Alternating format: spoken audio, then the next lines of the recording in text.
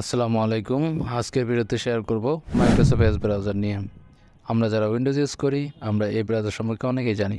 আজকে আমি Microsoft Edge ব্রাউজারের কিছু ফিচার নিয়ে আলোচনা করব, যা জানলে আপনারা আর কোনো ব্রাউজার ইউজ করতে চাইবেন না। চলুন কথা না বাড়িয়ে মূল ভিডিওতে শুরু করি।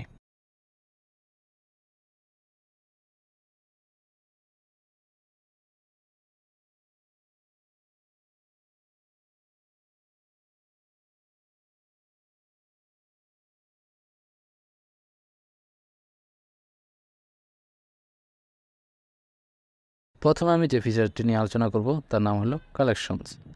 এখানে আপনি চাইলে যে কোনো ওয়েবসাইটের ফটো, ওয়েবসাইট বা অন্য কিছু এখানে কালেকশন করে রাখতে পারবেন।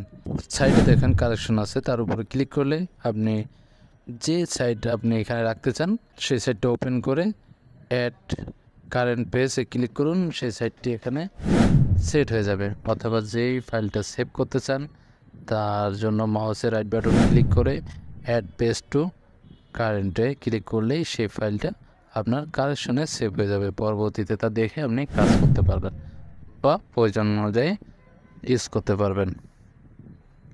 দ্বিতীয় ফিচারটি নিয়ে আলোচনা করব, তার নাম হলো ওয়েব অ্যাপ।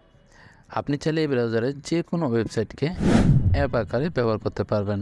তার জন্য 3 ডট ক্লিক করব, তারপর দেখেন অ্যাপস নামে অপশন আছে, তারপর ক্লিক করলে দেখেন ইনস্টল এর অপশন চলে আসবে। এখন আপনি তা ইনস্টল করে অ্যাপ হিসেবে ব্যবহার করতে পারবেন।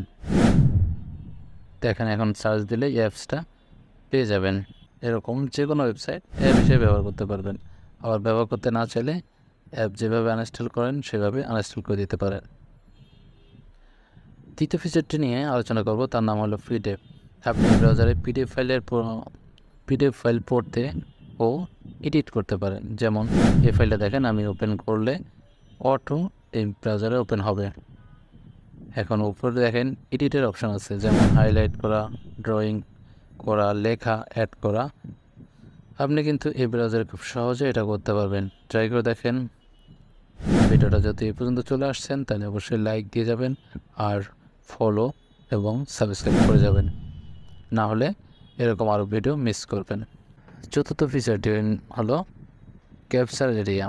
দেখেন এই ব্রাউজার থেকে আপনি খুব সহজেই যে কোনো পেজ, ওয়েব বা ফটোর স্ক্রিনশট নিতে পারবেন, আলাদা কোনো অ্যাপস, সফটওয়্যার বা থার্ড পার্টি অ্যাপসের প্রয়োজন ছাড়া। 3 ডটে ক্লিক করব, তারপর দেখেন স্ক্রিনশট নেওয়ার অপশানটি, তারপর যতটুকু প্রয়োজন তা মার্ক করে সেভ করে নিতে পারবেন। আর যদি চান যে পুরো পেজেরই স্ক্রিনশট নেবেন তাহলে দেখেন ফুল স্ক্রিনের স্ক্রিনশট নেওয়ার অপশন আছে, তারপর ক্লিক করলেই আপনি ফুল পেজের স্ক্রিনশট নিতে পারবেন। পঞ্চম ফিচারটি হলো স্প্লিট স্ক্রিন। আপনি চাইলে এই ব্রাউজারে একসাথে স্ক্রিনে ওয়েব ব্রাউজ করতে পারেন।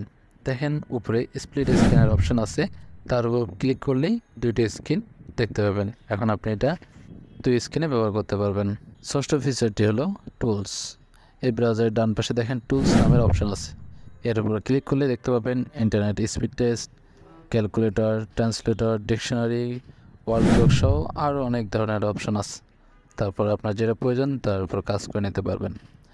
সপ্তম ফিচারটি হলো রিড অ্যালাউড।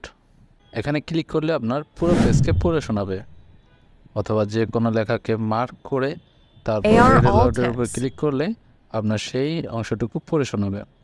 অষ্টম ফিচার্সটি আরও জটিল।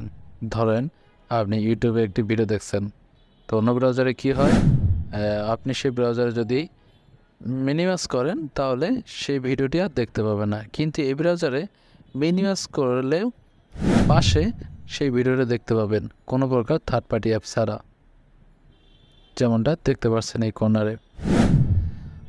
নবম ফিচারটি হলো আপনি কাজ করার সময় যে কোনো ব্রাউজারে অনেক ট্যাব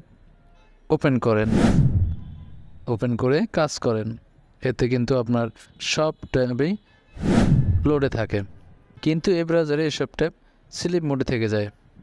এতে আপনার পিসির লোডও থাকে না বা এক্সট্রা কোনো ডাটাও খরচ হয় না। আপনি চাইলে কত সময় পর স্লিপ মোডে যাবে সেটাও সেভ করে রাখতে পারবেন। এখানে আপনি চাইলে কত সময় পর স্লিপ মোডে যাবে তাও সেভ করে নিতে পারেন। 10 নম্বর ফিচারটি হলো, ধরেন আপনি ট্যাব খুলতে অনেক ট্যাব খুলে ফেললেন, চাইলে আপনি এই ট্যাবগুলোকে এদিকে আনতে পারেন। দেখেন এখানে একটা অপশন আছে ট্যাব অ্যাকশন মেনু, তার উপর ক্লিক করে টার্ন অন ভার্টিক্যাল ট্যাবে ক্লিক করলে এই সাইডে চলে আসবে, আবার সেটা টার্ন অফ করলে আবার পুনরায় স্থানে চলে যাবে। ধন্যবাদ পুরো ভিডিওতে আমার পাশে থাকার জন্য।